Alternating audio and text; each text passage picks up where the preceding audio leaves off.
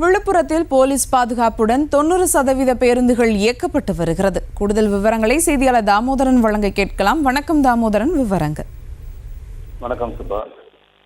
போக்குவரத்து கழகத்தில் பணியாற்றும் ஓய்வூதியதாரர்களுக்கு அகவலைப்படியை உயர்த்த வேண்டும், பழைய ஓய்வூதிய திட்டத்தை நடைமுறைப்படுத்த வேண்டும், அரசு போக்குவரத்து கழகங்களில் வரவுக்கும் செலவுக்குமான வித்தியாச தொகையை பட்ஜெட்டில் ஒதுக்க வேண்டும் உள்ளிட்ட 6 அம்ச கோரிக்கைகளை வலியுறுத்தி சிஐடியு, ஏஐடியுசி, அண்ணா தொழிற்சங்க பேரவை, ஏஎன்டியுசி, ஏபிஎஸ்எஃப், சிஎம்எஸ் உள்ளிட்ட பல்வேறு சங்கங்கள் போராட்டத்தில் இன்று அறிவித்துள்ளன. இந்த வேலைநிறுத்த போராட்டத்தில் ஈடுபட உள்ளதாகவும் நேற்று அறிவிக்கப்பட்டு இரவு 12 மணி முதல் பேருந்துகள் இயக்காது என பல்வேறு நோட்டீஸ்களும் ஒட்டப்பட்டன.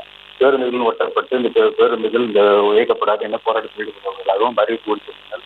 இந்நிலையில் விழுப்புரம் பணிமனை 1, 2, 3 ஆகிய பணிமனைகள் காலை 3 மணி முதல் 6 மணி வரை இயக்கப்பட வேண்டிய அனைத்து பேருந்துகளும் 90% பேருந்துகள் வெளியே சென்றுவிட்டன.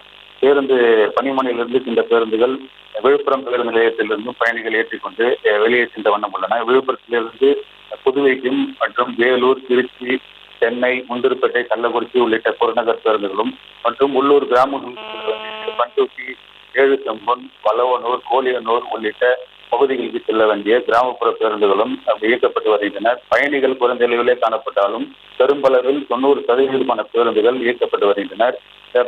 ஏதும் அசம்பாவித சம்பவங்கள் உள்ளிட்ட சம்பவங்கள் நடைபெறாத வண்ணம் பலத்த போலீஸ் பாதுகாப்பு போடப்பட்டுள்ளது.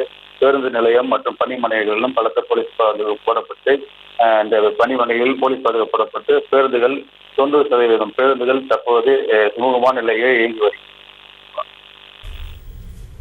விவரங்களுக்கு நன்றி தாமோதரன். செய்திகளை உடனுக்குடனும் துல்லியமாகவும் தெரிந்து கொள்ள சப்ஸ்கிரைப் பண்ணுங்க.